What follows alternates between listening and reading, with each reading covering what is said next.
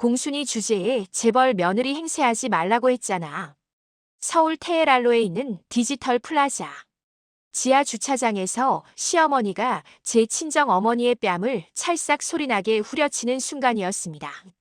주차 관리복을 입고 계시던 어머니의 고개가 옆으로 돌아갔습니다. 시어머니는 몰랐습니다.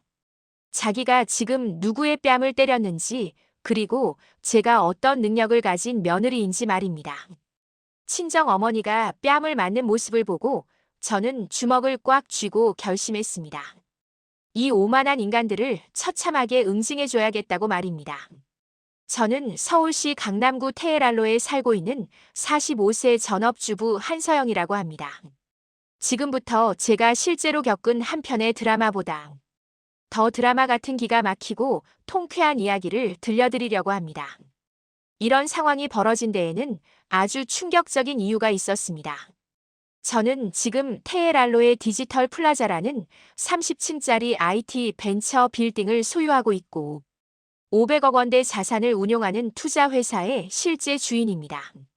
하지만 결혼한 지 10년이 넘도록 제 남편과 시댁, 식구들은 제가 그저 집에서 살림만 하는 평범한 전업주부인 줄만 알고 있었습니다. 여러분은 지금 어디에서 무엇을 하면서 이 이야기를 듣고 계신가요?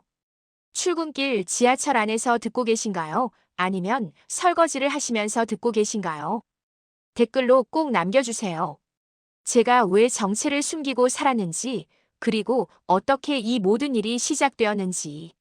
지금은 먼저 오늘 제가 목격한 그 끔찍한 순간부터 이야기를 시작해야 할 것 같습니다. 오늘 오후 4시 무렵 디지털 플라자 지하 주차장은 퇴근 차량들로 붐비기 시작하고 있었습니다. 바로 그때 시어머니 최인숙과 시누이 정미란이 주차장 한가운데서 큰 소리로 떠들며 위세를 부리고 있었습니다.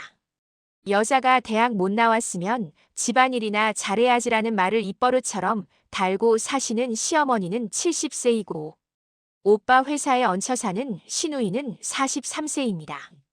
아들이 스타트업 대표라는 이유 하나로 온 동네 방방곡곡 유세를 떨고 다니는 사람들이었습니다. 그런데 바로 그 순간 주차장 구석에서는 형광색 조끼를 입고 모자를 깊게 눌러 쓴 채 차량 번호를 확인하고 계시는 분이 있었습니다. 제 어머니였습니다. 어머니 박금수는 올해 68세이신데 제가 이 건물의 주인이라는 걸 아시면서도 집에만 계시는 게 답답하다며 나이를 먹어도 활동하고 일을 하고 싶다고 하셔서 디지털 플라자 주차관리원으로 일하고 계십니다. 저는 처음에는 극구 말렸지만 어머니의 고집을 꺾을 수가 없었습니다. 그래서 절대 모자를 벗지 않는다는 조건으로 허락했습니다. 평소 어머니는 제가 걱정할까봐 새벽 시간에만 일하셨습니다. 그런데 오늘은 동료 관리원 한 분이 갑자기 아파서 출근을 못하게 되었고 어머니께서 대타로 오후 근무를 서게 되신 겁니다. 시누이 미란이 명품 가방을 들고 어머니께 다가갔습니다. 그러더니 일부러 가방을 바닥에 떨어뜨리며 소리쳤습니다. 아줌마 여기 가방 떨어졌으니까 빨리 좀 주워요. 어머니께서 황급히 다가가셨습니다. 사돈들이 알아볼까봐 고개를 푹 숙이신 채로 말입니다. 제 심장이 쿵 내려앉았습니다. 그때 시어머니 인숙이 어머니의 손을 유심히 보더니 눈을 가늘게 뜨며 말했습니다. 잠깐만, 저 반지 설마 사돈 어른이에요. 어머니 손에는 늘 끼고 계시는 낡은 은반지가 있었습니다. 시어머니가 그걸 알아본 거였습니다. 그리고는 다짜고짜 어머니께 다가가 모자를 확 벗겨버렸습니다. 어머니의 당황한 얼굴이 형광등 불빛 아래 그대로 드러났고 주차장이 순간 조용해졌습니다. 시누이 미란이 손으로 입을 가리며 소리쳤습니다. 헐 대박 진짜 사돈 어른이네. 여기서 주차 관리하세요. 쪽팔리게. 시어머니 인숙이 큰 소리로 어머니의 말을 잘랐습니다. 사돈 어른 아무리 돈이 궁해도 그렇지. IT 대표 사위 건물에서 주차 관리질이야. 내 아들 망신 주려고 작정했어요. 공순이 집안에서 스타트업 집안에 시집 왔으면 창피한 짓이라도 하지 말아야지 수준 떨어지게. 지나가던 사람들이 수군거리기 시작했습니다. 어머니께서 비틀거리셨습니다. 사부인 말이 너무 심하네요. 어머니께서 처음으로 항변하셨습니다. 목소리가 떨리고 있었습니다. 하지만 시어머니는 오히려 더 큰 소리로 말했습니다. 심해 수준 떨어지는 짓을 하니까 심한 소리를 듣지. 바로 그 순간 저는 엘리베이터에서 막 내려 주차장 입구에 들어서고 있었고 제 두 눈으로 그 광경을 정면으로 목격했습니다. 그러더니 시어머니가 한 발 앞으로 다가가더니 적반하장으로 어머니의 뺨을 찰싹 소리나게 후려쳤습니다. 찰싹. 그 소리가 주차장 전체에 울려 퍼졌습니다. 시간이 멈춘 것 같았습니다. 어머니의 고개가 옆으로 돌아갔습니다. 지나가던 사람들이 숨죽이며 지켜보고 있었고 경비원들도 초소 뒤에서 얼어붙어 있었습니다. 저는 뺨을 감싸고 고개가 돌아간 채 서 계신 어머니의 모습을, 어머니의 눈에 고인 눈물을, 어머니의 떨리는 손을. 저는 그 모든 것을 똑똑히 보았습니다. 제 머릿속에서 무언가가 툭 끊어지는 소리가 들렸습니다. 이성의 끈이 완전히 끊어지는 순간이었습니다. 그 순간을 말씀드리기 전에 어떻게 이런 일이 벌어지게 되었는지 들려드려야 할 이야기가 있습니다. 시간을 거슬러 올라가 볼까요? 10년 전 제가 35살 때로 말입니다. 저는 부산 사하구 공장에서 일하시던 어머니를 도우며 청춘을 보냈습니다. 새벽 5시면 일어나 어머니 도시락을 싸드렸고 저녁 8시가 넘어서야 돌아오는 어머니를 맞이했습니다. 손에 기름때가 가득했고 겨울이면 동상으로 손가락이 부었지만 불평하지 않았습니다. 그렇게 모은 돈으로 저는 밤마다 부동산 공부를 했습니다. 도서관에서 책을 빌려 읽고 인터넷 강의를 들으며 투자를 배웠습니다. 25살 때 부산 해운대에 원룸 건물을 2억 원에 매입했습니다. 지금은 18억 원이 넘습니다. 30살에는 서울 강남 상가 건물을 매입했고 35살에는 테헤랄로 디지털 플라자 부지를 경매로 낙찰받았습니다. 40억 원에 낙찰받은 부지는 지금 건물을 지어 300억 원이 넘습니다. 하지만 저는 성공을 자랑하지 않았어요. 오히려 숨겼습니다. 돈 냄새 맡고 달려드는 사람들이 싫었고 제 능력이 아닌 돈만 보는 사람들을 걸러내고 싶었습니다. 남편 정우진을 만난 건 35살 때였습니다. 친구 소개로 만난 맞선 자리였죠. 남편은 AI 솔루션 스타트업을 준비하고 있었어요. 창업가라는 직업, 단정한 외모, 공손한 말투 모든 게 괜찮아 보였습니다. 남편은 제가 부산 공장 집안이라는 것만 알았고 제가 수백억 원대 자산가라는 사실은 몰랐습니다. 저는 일부러 말하지 않았어요. 남편이 제 돈이 아닌 저를 좋아해 주길 바랐거든요. 교제 1년 만에 결혼했습니다. 결혼식은 부산 작은 예식장에서 조촐하게 치렀습니다. 남편 쪽 하객이 200명이 넘는데 제 쪽은 50명도 안 되었습니다. 시댁 친척들이 수군거렸어요. 저 신부 집안 공장 다니던 집이라며 집안격이 안 맞는 거 아니야. 결혼 3년 차 남편이 회사 사무실을 구한다며 말했습니다. 여보, 우리 강남에 사무실 구하자. 투자 유치하려면 좋은 주소지가 있어야 체면이 서지. 사실 저는 그때 이미 테헤랄로 디지털 플라자를 40억 원에 매입해 건물을 짓고 있었습니다. 하지만 남편에게 말하지 않았어요. 대신 제 건물 5층을 임대해주되 남편 명의로 계약서를 작성했습니다. 남편의 꿈을 살려주고 싶었습니다. 그런데 남편은 계약서에 찍힌 자기 이름만 보더니 자신의 능력으로 구한 줄 착각하기 시작했습니다. 여보, 내가 이렇게 능력이 있는 사람이야. 남편은 넥타이를 매며 자신만만하게 말했습니다. 회사 설립 준비 중 제 친구 이수진에게 연락했습니다. 수진은 제 고등학교 동창이자 가장 믿을 수 있는 친구였죠. 내가 소유한 디지털 플라자를 내가 대표로 관리해줘.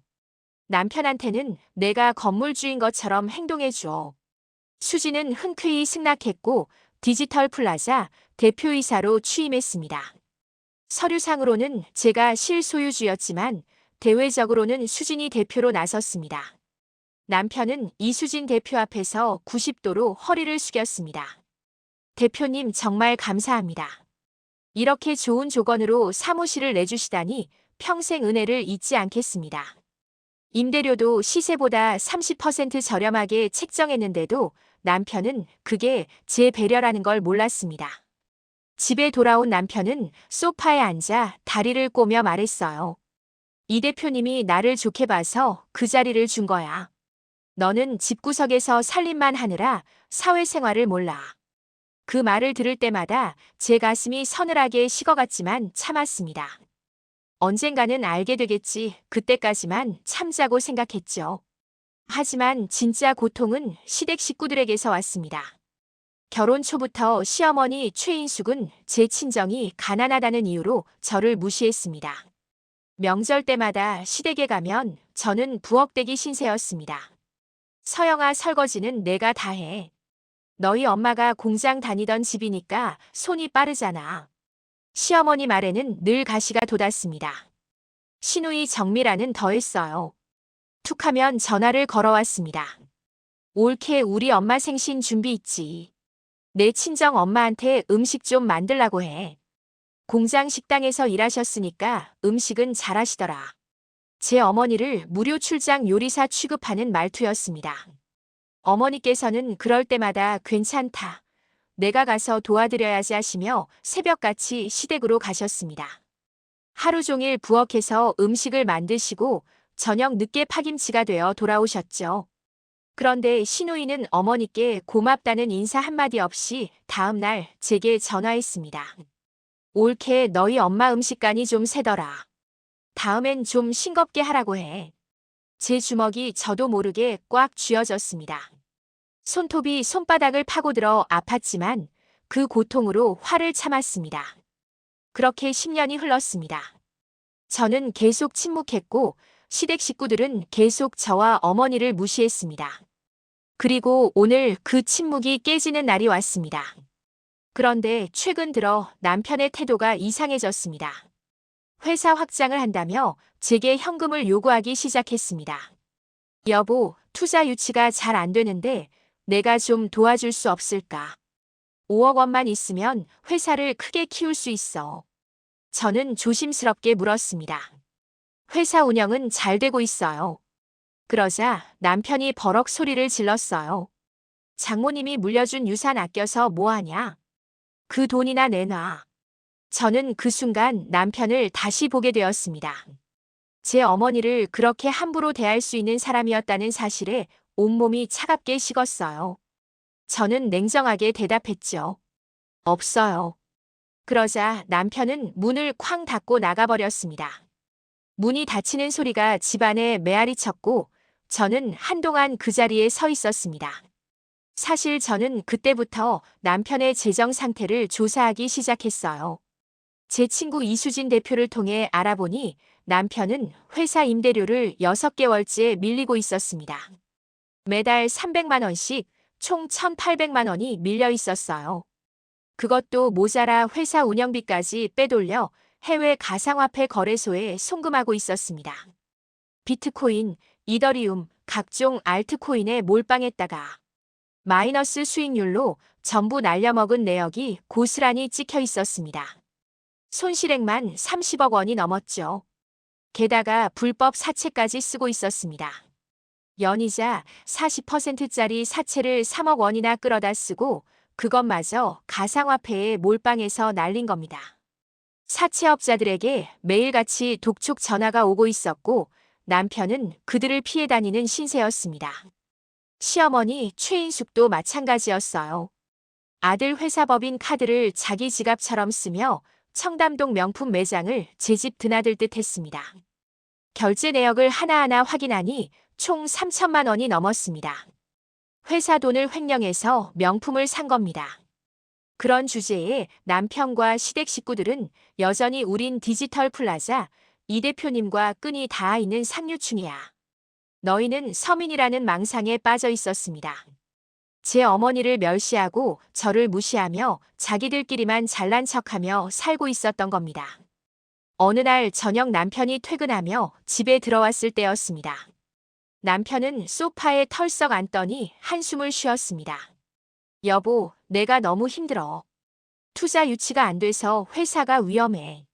남편의 목소리가 축 처져 있었습니다. 저는 부엌에서 설거지를 하며 대답했습니다. 그래요. 그럼 어떻게 할 건데요? 남편이 소파에서 일어나 부엌으로 걸어왔습니다. 여보, 내 친정 엄마한테 부탁 좀 해봐. 돈 좀 빌려달라고. 저는 설거지하던 손을 멈췄습니다. 우리 엄마한테요. 남편이 고개를 끄덕였습니다. 그래, 공장에서 평생 일하셨으면 저축 좀 있을 거 아냐. 3억만 빌려주면 회사 살릴 수 있어. 저는 천천히 고개를 돌려 남편을 바라봤습니다. 남편은 진심 어린 얼굴로 저를 쳐다보고 있었어요. 우리 엄마는 평생 모은 돈이 2천만 원밖에 없어요. 그것도 노후 자금인데 어떻게 빌려달라고 해요? 저는 차갑게 대답했습니다. 남편의 얼굴이 일그러졌습니다. 뭐 2천만 원. 그럼 그것이라도 빌려와. 어차피 장모님 노후는 우리가 책임질 거잖아. 남편의 말에 제 손이 부들부들 떨렸습니다. 저는 접시를 싱크대에 내려놓고 남편을 똑바로 바라봤습니다. 안 돼요. 제 목소리가 단호했습니다. 남편이 벽을 쾅 치며 소리쳤습니다. 야, 한서영. 내가 이 집안에 뭘 보탰다고 이래. 먹고 자는 것 다 내 돈인 거 알아. 남편의 목소리가 집안을 울렸습니다. 저는 더 이상 참을 수 없었습니다. 그날 밤 저는 친구 이수진에게 전화를 걸었습니다. 수진아, 남편 재정 상태 전부 조사해줘. 임대료 체납 내역, 법인 카드 사용 내역, 해외 송금 기록, 사채 차용증 사본까지 전부. 이수진이 심각한 목소리로 대답했습니다. 알았어, 지연아. 내일까지 다 정리해줄게. 다음 날 아침 이수진이 보내온 서류들을 확인하면서 저는 한숨만 나왔습니다. 임대료 6개월 연체 1,800만 원, 법인 카드 부정 사용 3천만 원, 해외 송금 30억 원 손실, 사채 3억 원 미상환, 연체 이자만 매달 1,000만 원. 남편의 회사는 이미 파산 직전이었습니다. 그런데도 남편은 여전히 거짓말을 하고 있었어요. 회사는 잘 되고 있어. 곧 대박 날 거야. 저는 서류들을 책상 서랍에 넣으며 생각했습니다. 이제 더 이상 참을 수 없다고 말입니다. 그날 오후 저는 이수진과 함께 회의를 했습니다. 지연아, 정말 할 거야? 이수진이 조심스럽게 물었습니다. 저는 고개를 끄덕였습니다. 응, 이제 끝낼 거야. 남편이 저지른 일들을 모두 정리하고 제대로 된 대가를 치르게 할 거야. 이수진이 서류 뭉치를 꺼내 제게 건넸습니다. 이게 임대차 계약 해지 통보서야. 그리고 이건 횡령 혐의 고소장 초안이고. 저는 서류들을 받아들고 하나하나 검토했습니다. 모든 것이 완벽했습니다. 이제 남편과 시댁에게 진실을 알려줄 시간이 다가오고 있었습니다. 그런데 바로 그날 오후 주차장에서 어머니가 뺨을 맞는 사건이 벌어진 겁니다. 어머니가 뺨을 맞은 그날 밤 저는 어머니를 집으로 모셨습니다. 어머니는 아무 말씀도 하지 않으셨어요. 다만 부은 뺨을 손으로 감싸고 계셨죠. 엄마 괜찮으세요? 어머니께서 고개를 끄덕이셨습니다. 괜찮아, 괜찮다. 하지만 목소리는 떨리고 있었습니다. 그날 밤 저는 잠을 이룰 수가 없었습니다. 다음 날 아침 남편이 출근하며 제게 말했습니다. 어제 우리 어머니가 내 친정 엄마 본 모양이야. 주차장에서 일하고 있더래. 남편의 목소리는 차가웠습니다. 저는 설거지하던 손을 멈추고 남편을 바라봤습니다. 그래서요. 남편이 넥타이를 매며 말했습니다. 여보, 장모님 그런 일 그만하시게 해. 우리 체면이 있지. IT 대표 장모가 주차관리원이라니 말이 되냐. 저는 천천히 대답했습니다. 우리 엄마가 하고 싶어서 하시는 건데요. 남편이 짜증스럽게 혀를 찼습니다. 그러니까 내가 말리라고. 창피해서 회사에 못 다니겠어. 남편은 그렇게 말하고 집을 나갔습니다. 문이 닫히는 소리를 들으며 저는 주먹을 꽉 쥐었습니다. 오후에 시어머니한테서 전화가 왔습니다. 서영아, 너희 엄마 그 일 당장 그만두게 해. 우리 집안 망신이야. 시어머니 목소리는 명령조였습니다. 어머님, 우리 엄마는 일하고 싶어서 일하시는 거예요. 제가 대답하자 시어머니가 소리를 질렀습니다. 뭐 일하고 싶어서. 돈이 궁해서 그러는 거지. 공장 집안 출신이라 품위가 없어. 우리 아들 사업하는데 장모가 주차 관리원이면 투자자들이 뭐라 하겠어. 당장 그만두게 해. 전화가 끊겼습니다. 저는 휴대전화를 꽉 쥐고 서 있었습니다. 그날 저녁 시누이 정밀한한테서도 전화가 왔습니다. 옳게 사돈 어른 진짜 웃기시네. 나이 먹어서 주차 관리원이라니. 우리 오빠 창피하게. 시누이의 비웃는 목소리가 귓가를 때렸습니다. 그 순간 저는 결심했습니다. 이제 더 이상 참지 않겠다고 말입니다. 다음 날 저는 이수진을 만났습니다. 수진아, 본격적으로 시작할게. 증거 수집부터 해야 해. 이수진이 고개를 끄덕였습니다. 남편 회사 장부를 확인했습니다. 법인 카드 사용 내역을 보니 시어머니가 사용한 금액이 상상을 초월했어요. 에르메스 가방 800만 원, 샤넬 구두 500만 원, 루이비통 지갑 300만 원, 불가리 액세서리 700만 원. 총 3,200만 원이 넘는 명품을 회사 법인 카드로 긁어댔습니다. 시누이 정밀한 명의로도 구찌 핸드백 600만 원, 프라다 코트 900만 원. 합치면 1,500만 원이었습니다. 직원이 8명밖에 안 되는 영세 스타트업에서 법인 카드로 명품을 사재기한 겁니다. 명백한 횡령이었습니다. 해외 송금 기록도 충격적이었어요. 남편은 지난 2년간 총 30억 원을 해외 가상화폐 거래소로 송금했습니다. 비트코인, 이더리움, 알트코인 투자 실패로 전부 날렸습니다. 사채 기록은 더 심각했어요. 총 5군데 사채업자에게 3억 원을 빌렸고 연이자가 40%였습니다. 매달 이자만 1,000만 원씩 나가고 있었죠. 어느 날 저녁 남편이 술에 취해 집에 돌아왔습니다. 여보, 나 진짜 힘들어. 회사가 망할 것 같아. 저는 냉정하게 물었습니다. 회사가 왜 힘든데요? 남편이 손으로 얼굴을 가렸습니다.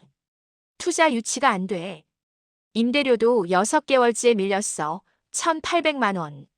그 돈은 어디에 썼어요? 투자했어. 가상화폐에. 30억 잃었어. 남편의 대답에 저는 한숨을 쉬었습니다. 남편은 소파에서 일어나 제 손을 잡았습니다. 여보, 미안해. 내가 잘못했어. 한 번만 도와줘. 내가 돈 좀 빌려주면 회사 살릴 수 있어.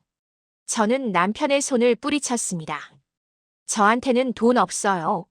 남편의 얼굴이 일그러졌습니다. 내 친정 엄마한테라도 빌려와. 아니면 친척들한테. 안 돼요. 제 목소리는 단호했습니다. 남편이 벌떡 일어나 소리를 질렀습니다. 야, 내가 이 집안에 뭘 보탰다고. 내 주제에 감히 나한테 안 된다고 해. 남편의 목소리가 집안을 흔들었습니다. 바로 그때 현관문이 열리며 시어머니와 시누이가 들어왔습니다. 열쇠로 문을 열고 들어온 겁니다. 시어머니가 큰 소리로 말했습니다. 서영아, 내가 남편한테 대드는 거 다 들었어. 내가 뭔데 우리 아들한테 돈 없다고 해. 내 친정에서 돈 빌려오든지 해. 시누이 정밀한도 거들었습니다. 옳게 장모님이 평생 모은 돈이라도 가져와. 어차피 나중에 올케가 물려받을 건데 미리 쓰면 어때? 저는 그들을 차례로 바라봤습니다. 시어머니의 오만한 표정, 시누이의 비웃는 눈빛, 남편의 비겁한 모습. 제 머릿속에서 무언가가 딱 정리되었습니다. 이제 때가 됐다고 말입니다. 저는 조용히 입을 열었습니다. 어머님, 미란 씨, 우진 씨. 다음 주 월요일 오전 10시에 디지털 플라자 회의실로 오세요. 그때 모든 걸 말씀드리겠습니다.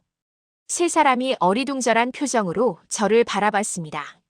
하지만 저는 더 이상 아무 말도 하지 않고 안방으로 들어가 문을 닫았습니다. 결전의 날이 다가오고 있었습니다. 월요일 오전 10시가 되었습니다. 디지털 플라자 20층 회의실에는 남편 정우진, 시어머니 최인숙, 시누이 정미란이 앉아 있었습니다. 시어머니가 짜증스럽게 말했습니다. 서영이는 대체 뭐 하는 거야? 바로 그때 회의실 문이 열리며 제 친구 이수진이 들어왔습니다. 이수진은 단정한 정장 차림에 서류 뭉치를 들고 있었어요. 안녕하세요. 디지털 플라자 대표이사 이수진입니다. 세 사람이 황급히 일어나 인사했습니다. 이수진이 자리에 앉으며 말했습니다. 앉으세요. 정우진 대표님께서 임대료를 6개월째 연체하고 계십니다. 총 1,800만 원입니다. 남편의 얼굴이 새하얗게 변했습니다. 네, 대표님.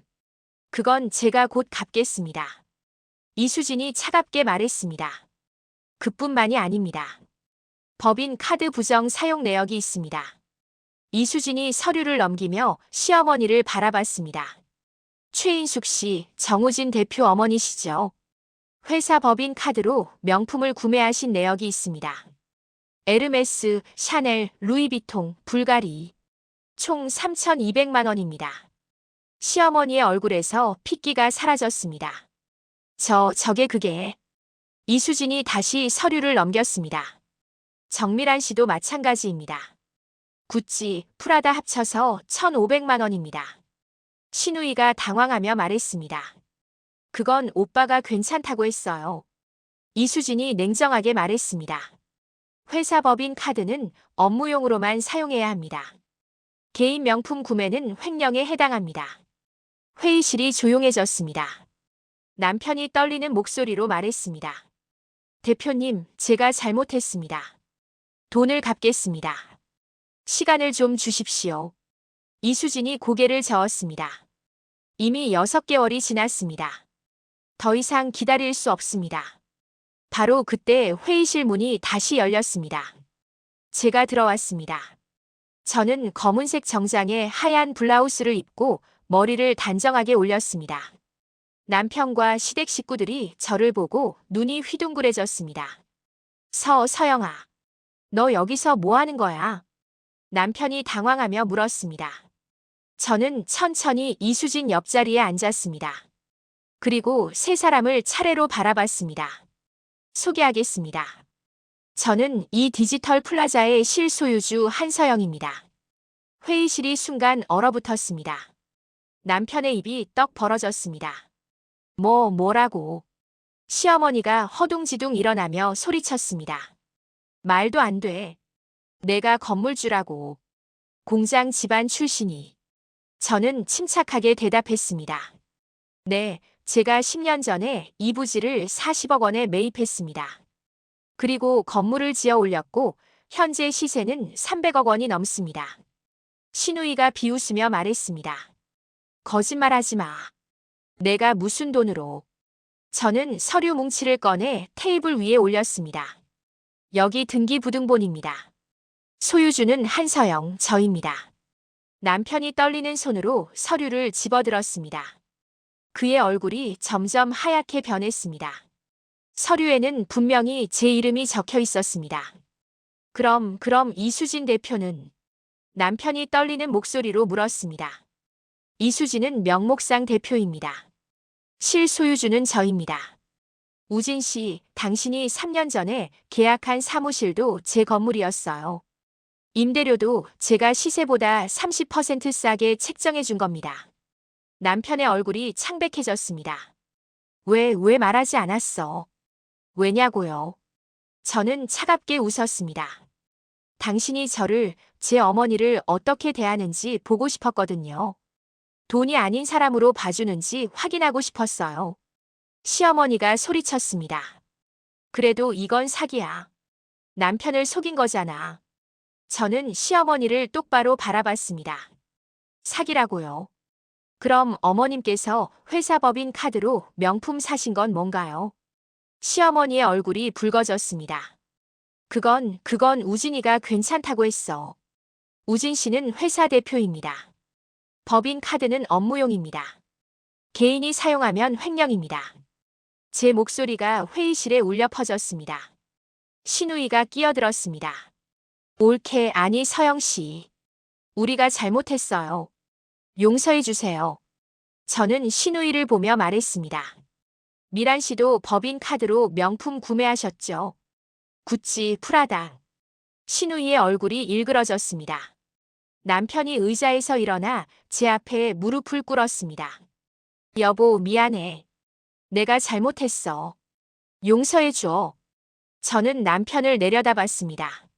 10년 동안 저와 제 어머니를 무시했죠. 공순이 집안이라고 수준 떨어진다고. 제 어머니가 주차 관리원 일하신다고 창피하다고 했죠. 그런데 그 건물이 제 건물이었어요. 남편의 눈에서 눈물이 흘러내렸습니다. 미안해, 정말 미안해. 저는 자리에서 일어났습니다. 우진 씨, 임대차 계약은 이번 달 말로 해지합니다. 그리고 법인 카드 부정 사용권은 횡령으로 고소하겠습니다. 남편이 제 다리를 붙잡았습니다. 안 돼, 제발. 회사가 망하면 난 끝이야. 저는 남편의 손을 떼어냈습니다. 당신은 이미 끝났어요. 저는 회의실을 나갔습니다. 뒤에서 시어머니와 시누이의 울음소리가 들렸지만 저는 뒤돌아보지 않았습니다. 복수의 첫 단계가 시작되었습니다. 회의실을 나온 저는 곧장 변호사 사무실로 향했습니다. 제가 의뢰한 변호사는 강남에서 이혼 전문으로 유명한 분이었어요. 한서영 씨, 결심하신 거죠? 변호사님이 조심스럽게 물었습니다. 네, 이혼하겠습니다. 제 목소리는 단호했습니다. 변호사님이 서류를 꺼내며 설명했습니다. 남편분의 재산은 거의 없고 빚만 수십억입니다. 오히려 한서영 씨가 재산 분할을 해줘야 하는 상황입니다. 괜찮습니다. 저는 제 재산을 지키고 싶을 뿐입니다. 변호사님이 고개를 끄덕였습니다. 혼전 재산이니 분할 대상이 아닙니다. 안심하십시오. 그리고 법인 카드 부정 사용권은 횡령으로 고소 가능합니다. 진행하시겠습니까? 네, 진행하겠습니다. 그날 저녁 집에 돌아가니 남편이 소파에 앉아 있었습니다. 남편의 눈은 빨갛게 충혈되어 있었어요. 여보, 우리 이야기 좀 하자. 남편이 일어나며 말했습니다. 저는 현관에서 신발을 벗으며 차갑게 대답했습니다. 할 이야기 없어요. 내일 이혼 소송 들어갑니다. 남편의 얼굴이 하얗게 변했습니다. 이 이혼. 왜 갑자기? 갑자기라고요. 저는 남편을 똑바로 바라봤습니다. 10년 동안 저와 제 어머니를 무시했잖아요. 공순이 집안이라고 수준 떨어진다고. 제 어머니가 뺨 맞는 걸 보고도 참아야 했어요. 남편이 제 손을 잡으려 했습니다. 여보, 내가 잘못했어. 다시는 안 그럴게. 용서해줘. 저는 남편의 손을 뿌리쳤습니다. 늦었어요. 우진 씨는 저를 사람으로 본 게 아니라 돈으로 봤잖아요. 제가 건물주인 줄 알았으면 절대 저를 무시하지 않았겠죠. 남편이 무릎을 꿇었습니다. 제발 한 번만. 저는 남편을 지나쳐 안방으로 들어갔습니다. 그리고 문을 잠갔습니다. 밖에서 남편이 문을 두드렸지만 저는 대답하지 않았습니다. 다음 날 아침 일찍 시어머니한테서 전화가 왔습니다. 서영아, 우리 우진이 용서해줘. 시어머니의 목소리는 떨리고 있었습니다. 어머님, 저는 이미 결정했습니다. 그럼 우리한테 고소는 취하해줘. 우리가 잘못했어. 저는 침착하게 대답했습니다. 법인 카드 부정 사용은 횡령입니다. 취하할 수 없습니다. 시어머니가 소리를 질렀습니다. 너 이 배은망덕한 것. 우리가 너를 며느리로 받아줬는데. 어머님께서 저를 며느리로 받아주신 게 아니라 제가 시댁을 10년 동안 먹여 살렸습니다. 제 목소리가 차갑게 식었습니다. 전화를 끊었습니다. 일주일 후 법원에서 이혼 조정이 열렸습니다. 남편은 초라한 모습으로 앉아 있었어요. 조정위원이 물었습니다. 정우진 씨, 이혼에 동의하십니까? 남편이 고개를 숙였습니다. 동의합니다. 재산 분할은 어떻게 하시겠습니까? 조정위원이 다시 물었습니다. 제 변호사님이 대답했습니다. 의뢰인의 재산은 모두 혼전 재산입니다. 분할 대상이 아닙니다. 남편 쪽 변호사가 항의했습니다. 하지만 결혼 생활 10년 동안 배우자 기여분이 있지 않습니까? 제 변호사님이 서류를 꺼냈습니다. 정우진 씨는 회사 운영비를 횡령하여 가상화폐에 투자했고 30억 원의 손실을 냈습니다. 또한 사채 3억 원을 빌려 갚지 못하고 있습니다. 오히려 의뢰인이 피해를 입었습니다. 조정위원이 서류를 검토했습니다. 그렇다면 재산 분할 없이 이혼에 합의하시겠습니까? 남편이 작은 목소리로 대답했습니다. 네. 조정이 성립되었습니다. 저는 법원을 나서며 하늘을 올려다봤습니다. 파란 하늘이 펼쳐져 있었어요. 10년 만에 처음으로 자유를 느꼈습니다. 그날 저녁 저는 어머니를 모시고 식당에 갔습니다. 어머니께서 제 손을 잡으며 말씀하셨습니다. 서영아, 고생했다. 엄마, 괜찮아요. 이제 다 끝났어요. 어머니 눈에 눈물이 고였습니다. 그동안 엄마 때문에 고생 많았지. 저는 어머니 손을 꽉 잡았습니다. 아니에요, 엄마. 엄마 덕분에 제가 여기까지 왔어요. 우리는 서로를 바라보며 웃었습니다. 한편 남편의 회사는 한 달 후 파산했습니다. 임대료를 못 내 건물에서 쫓겨났고 투자자들이 모두 떠났습니다. 남편은 사채업자들한테 쫓기며 숨어 지내고 있다는 소문을 들었어요. 시어머니와 시누이는 법인 카드 부정 사용으로 기소되었습니다. 검찰에서 조사를 받고 있었죠. 명품을 전부 반환해야 했고 벌금까지 물게 되었습니다. 시어머니는 제게 용서를 구하는 문자를 보냈지만 저는 답장하지 않았습니다. 어느 날 저는 디지털 플라자 옥상에 올라갔습니다. 서울 시내가 한눈에 보이는 곳이었어요. 제가 10년 동안 숨기고 참으며 살았던 시간들이 떠올랐습니다.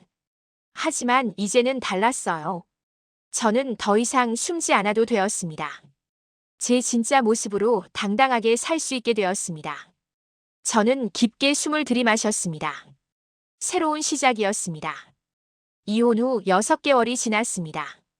저는 더 이상 숨지 않기로 했어요.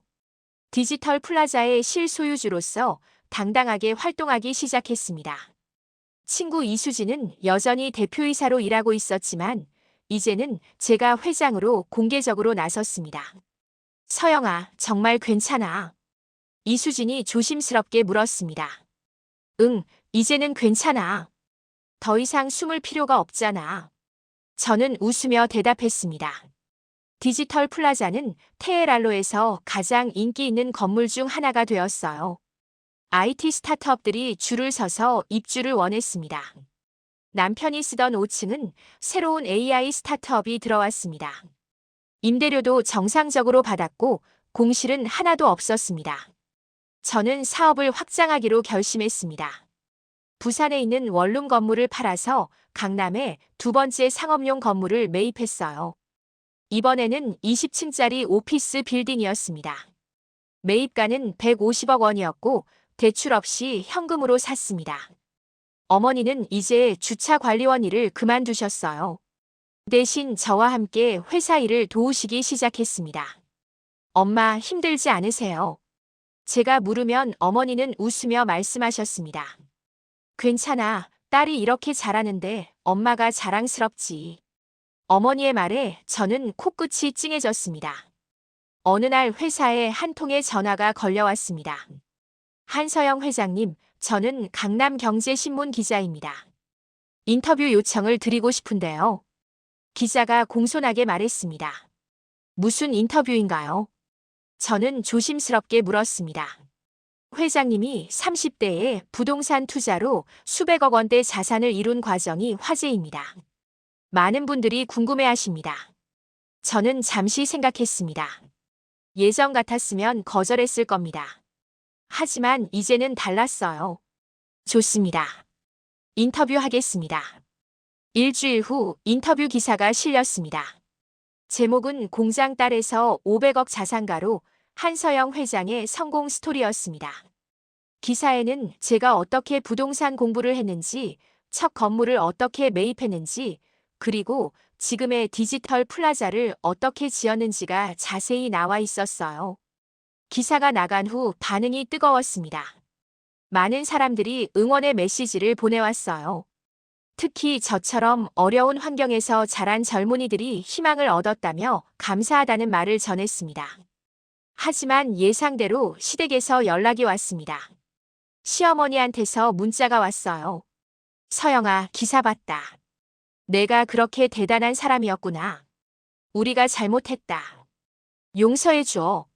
저는 문자를 읽고 바로 삭제했습니다. 답장하지 않았어요. 며칠 후 남편한테서도 전화가 왔습니다. 여보, 아니 서영 씨. 나 우진이야. 남편의 목소리는 초라했습니다. 무슨 일이에요? 저는 냉정하게 물었습니다. 기사 봤어. 축하해. 잘 됐다. 고맙지만 이제 연락하지 마세요. 저는 전화를 끊었습니다. 그날 저녁 저는 어머니와 함께 저녁을 먹었습니다. 엄마, 제가 옳은 선택을 한 거죠. 어머니께서 제 손을 잡으며 말씀하셨습니다.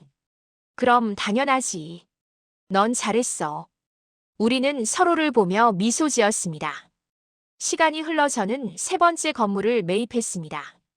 이번에는 홍대에 있는 복합문화공간이었어요. 카페, 서점, 공연장이 함께 있는 건물이었습니다. 젊은이들이 모여드는 공간을 만들고 싶었습니다.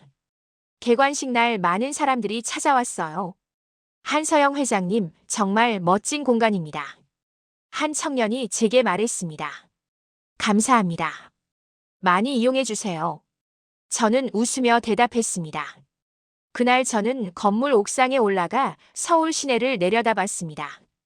10년 전 제가 꿈꾸던 모습이었어요. 하지만 그때는 정체를 숨기고 살아야 했습니다. 이제는 달랐어요. 저는 당당하게 제 이름으로 살고 있었습니다. 문득 남편 생각이 났습니다. 남편은 지금 어디서 무엇을 하고 있을까? 하지만 오래 생각하지 않았어요. 그건 더 이상 제 관심사가 아니었습니다. 저는 제 인생을 살아가고 있었으니까요. 어느 날 이수진이 제게 말했습니다. 지연아, 너 정말 대단해. 나도 내 덕분에 많이 배웠어. 고마워, 수진아. 내가 없었으면 여기까지 못 왔을 거야. 우리는 포옹했습니다. 저는 제 사무실에 앉아 창밖을 바라봤습니다. 테헤랄로의 빌딩들이 햇빛에 반짝이고 있었어요. 저는 그 빛나는 건물들 중 하나의 주인이었습니다. 더 이상 숨지 않아도 되는 주인이었습니다. 그리고 저는 알았어요. 진짜 성공은 돈이 아니라 자기 자신으로 당당하게 사는 것이라는 걸 말입니다. 저는 책상 서랍에서 오래된 사진 한 장을 꺼냈습니다. 어머니와 제가 부산 공장 앞에서 찍은 사진이었어요. 그때 저는 20살이었고 어머니는 손에 기름때가 묻어 있었습니다. 하지만 우리는 웃고 있었어요. 저는 사진을 액자에 넣어 사무실 벽에 걸었습니다. 제가 어디서 왔는지 잊지 않기 위해서였습니다. 그리고 다시는 누구에게도 무시당하지 않기 위해서였습니다. 1년이 흘렀습니다. 봄날의 따뜻한 햇살이 디지털 플라자 유리창을 통해 들어오고 있었어요. 저는 회장실 책상에 앉아 서류를 검토하고 있었습니다. 오늘은 특별한 날이었습니다. 제 회사가 중소벤처기업부로부터 우수투자 기업으로 선정되어 시상식이 있는 날이었거든요. 서영아, 준비됐어.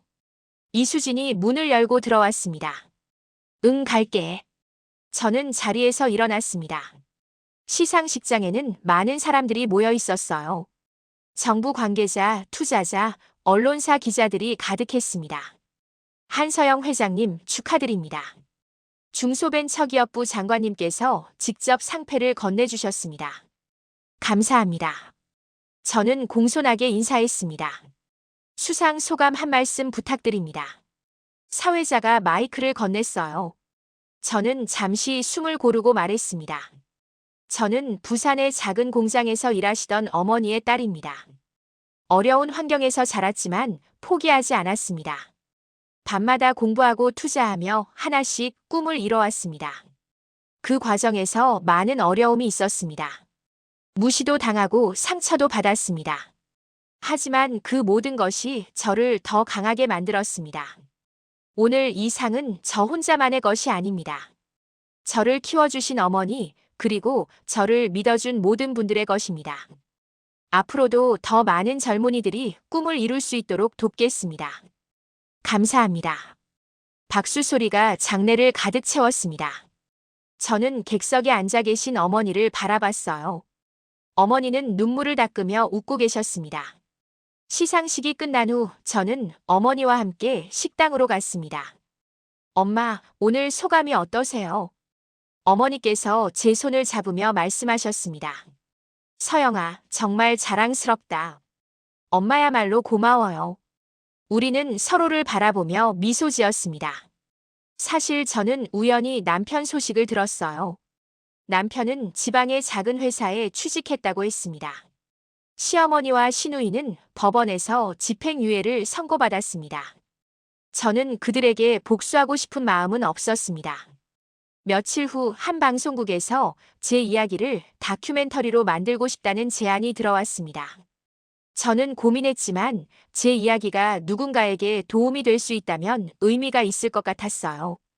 다큐멘터리가 방영된 후 반응이 폭발적이었습니다.